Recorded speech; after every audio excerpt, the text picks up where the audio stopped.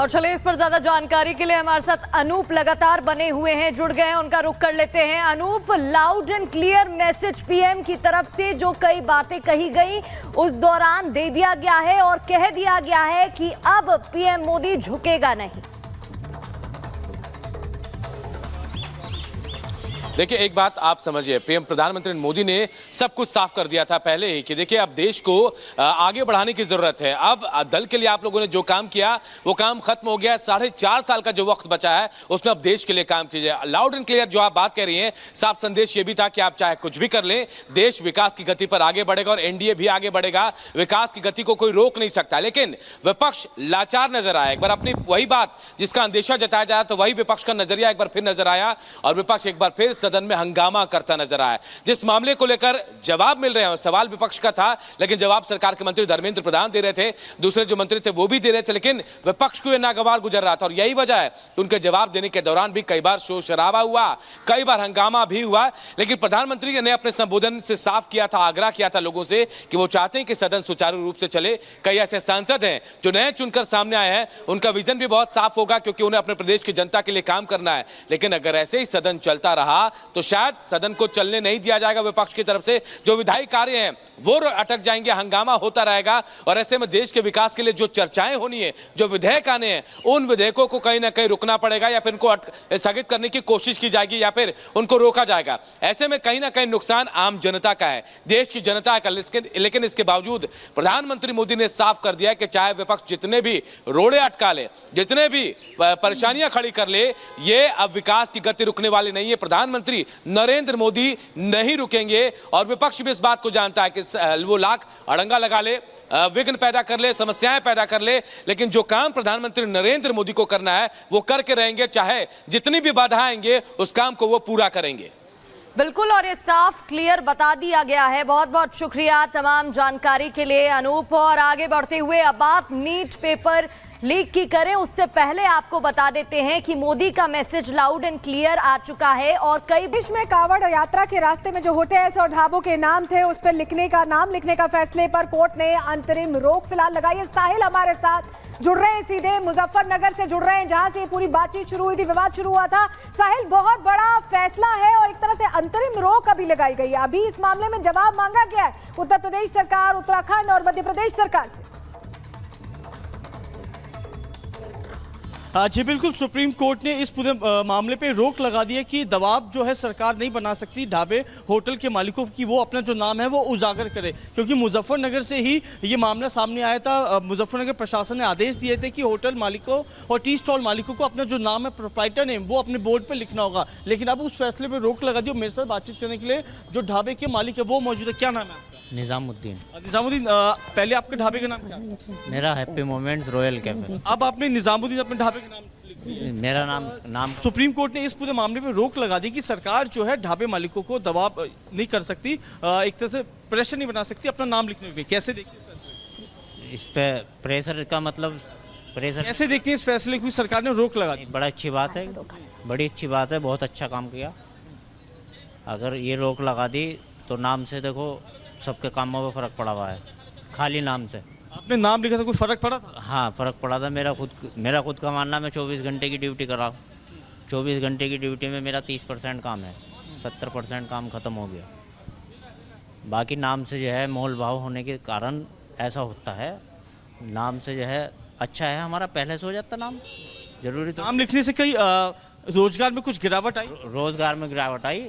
30% काम रहेगा, 70% ख़त्म हो गए।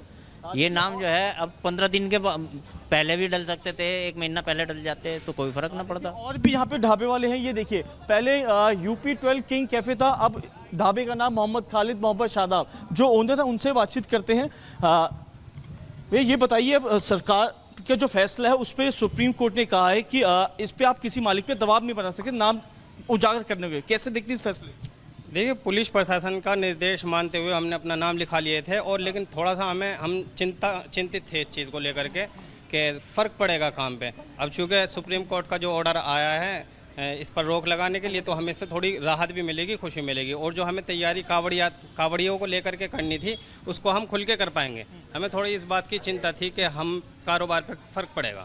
नाम लिखने से फर्क पड़ा है कारोबार पे, ये अभी पता चलेगा। आज 22 तारीख से आज कावड़ शुरू है, कावड़ यात्रा आज से शुरू है, तो इसका अंदाज़ा तो अभी 2-3 दिन में होना था हमें, लेकिन चूंकि रोक लग चुकी है तो इससे फ़ायदा मिलेगा। अब अधिकारियों को चाहिए कि जिस तरीके से आके उन्होंने नाम लिखवाए थे तो वो आकर के हमसे इस बात को कहें कि अब आप हटा सकते हैं, ताकि हम हटा। बिल्कुल, ढाबे मालिकों को जो है काफ़ी राहत मिली है इस कोर्ट के फैसले को लेकर, लेकिन इनका मानना है कि इनके रोजगार पे भी काफ़ी ज़्यादा असर पड़ा था। ये देखिए, ये लाइन से सारे ढाबे, इन सभी के जो नाम थे वो यहाँ पे बदले गए थे। ये अफवान भाई, पहले तिरंगा टी स्टॉल था, अब अफवान भाई हो गया, जो मालिक है इनसे भी बातचीत करते हैं कि किस तरीके से देखते कोर्ट के फैसले को। सुप्रीम कोर्ट ने ये कहा कि सरकार का जो आदेश था नाम लिखने के, उस पर ठीक है साहिल, वापस लौटेंगे आपके पास। हरिद्वार का रुख कर लेते हैं। अनामिका सिंघाली इस वक्त हमारे साथ जुड़ी है। अनामिका, लगातार आप वहां कांवड़ियों से बातचीत कर रही हैं, अब इस फैसले के बाद कांवड़िये क्या कह रहे हैं, क्योंकि सुप्रीम कोर्ट ने फिलहाल अंतरिम रोक लगा दी है दोनों सरकारों के आदेश पर? देखिए, सुप्रीम कोर्ट की ओर से जो ढाबे वाले हैं उनको तो राहत है, लेकिन कांवड़ियों को सोचना पड़ेगा। शंका जो है उनके मन की बनी रहेगी कि वो कहाँ रुके, कहाँ खाएं, कहाँ रुक करके ना खाएं, कहाँ पे उनके लिए खतरा हो सकता है, या लहसुन प्याज या नॉनवेज हो सकता है, ये सोचना इनको खुद पड़ेगा।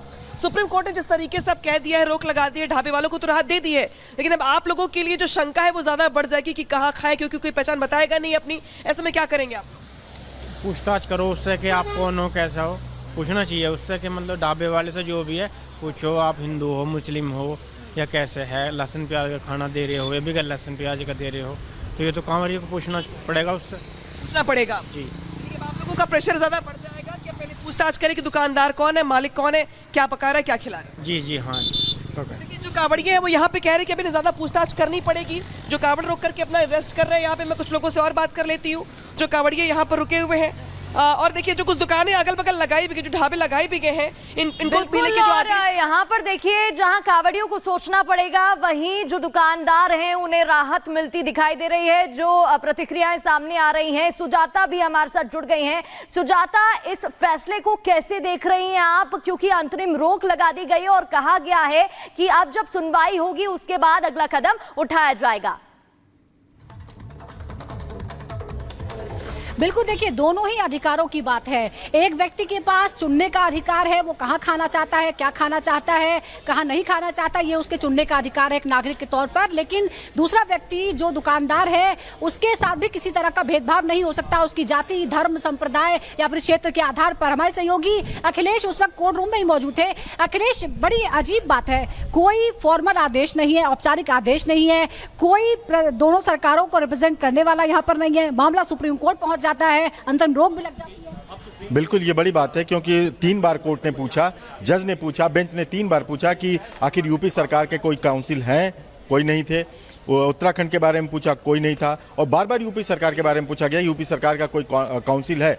मुझे लगता है अगर वहाँ होता, उसको डिफेंड करने के लिए होता, कुछ अपनी बातें रखता, तो हो सकता है कि स्टे न लगता, वो नोटिस ही जारी तक सीमित हो जाता। लेकिन फिलहाल उन्होंने जिस तरह से एक पक्ष ही वहाँ मौजूद था, उसकी 3 याचिकाएं थी, 3 बड़े सीनियर वकील थे, अभिषेक मनु सिंघवी, हुजैफा अहमदी, सीयू सिंह, ये 3 बड़े नाम हैं, वहाँ मौजूद थे। उन्होंने बार बार कहा कि 100 लोगों को जो करीब करीब नौकरी से वंचित होना पड़ रहा है, उनके जीने का अधिकार का वायलेशन है, संविधान में इस तरह से नहीं किया गया, और आर्थिक मौत तक की बात उन्होंने कह दी। लेकिन कोर्ट के सामने कोई दूसरा पक्ष नहीं था, इसलिए कोर्ट ने रोका। टेक्निकली ये भी है ना, जब यूपी सरकार का औपचारिक आदेश ये है ही नहीं, तो जो उनके रिप्रेजेंटेटिव आते हैं वो डिफेंड किसे करते, क्या कहते हैं?